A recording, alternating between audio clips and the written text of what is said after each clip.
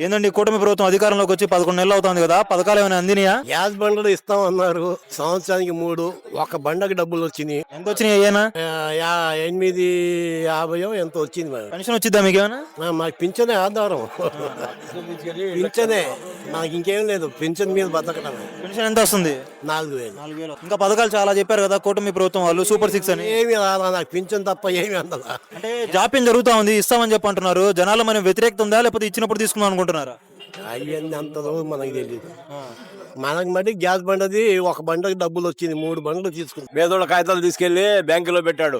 సస్తున్నారు కట్టలేక జగన్ గారు. పింఛన్లు తీసుకోవటం అటు కడతాం సరిపోతుంది. ఈయన వచ్చి తీస్తాను అన్ని చూస్తా అన్నాడు.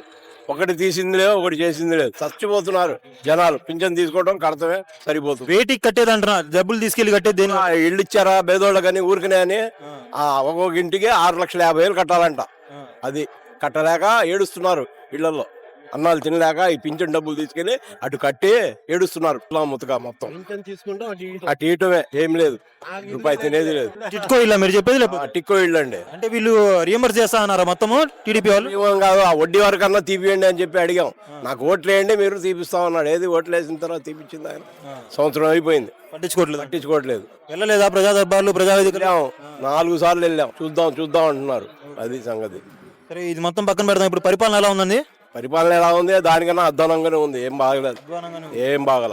పథకాలు ఏమైనా అందుతున్నాయా? ఏమందట్లా. అసలు అందుతాయని చెప్పి అనుకుంటున్నారా? ఏం లేదు. ఇల్లు ఇచ్చారు మా అబ్బాయికి. ఆ ఇల్లు స్థలం చూపించారు అంతే. ఆ పట్టాలు చించుకోవడే నేలకి గీకోవాలి. అవి కూడా ఇళ్ల స్థలాలు ఇంత ముందు కదా ఇంత ముందు ఇచ్చినాయి. ఇప్పుడు వీళ్ళ దగ్గర తీసుకెళ్తే చూద్దాం. అదేంది మళ్ళీ దిగేటప్పుడు చూస్తారు వీళ్ళు. అయ్యా దిగేటప్పుడు పేదోళ్ళ దగ్గరికి వస్తారు వీళ్ళు, అప్పుడు దాకా రారు. అది అమరావతి రాజధాని దగ్గరలో ఉంటున్నారు, మరి ఏమైనా అమరావతి కనిపిస్తుందా ఊపు? ఏం ఊపు కనిపిస్తుంది? రాజధాని ఏం కనిపించలేదా? మాకు సాగు బతుకులే ఇక్కడ. మాకు సాగు బతుకులే బాబు. మాకు తప్పలా తిప్పలు.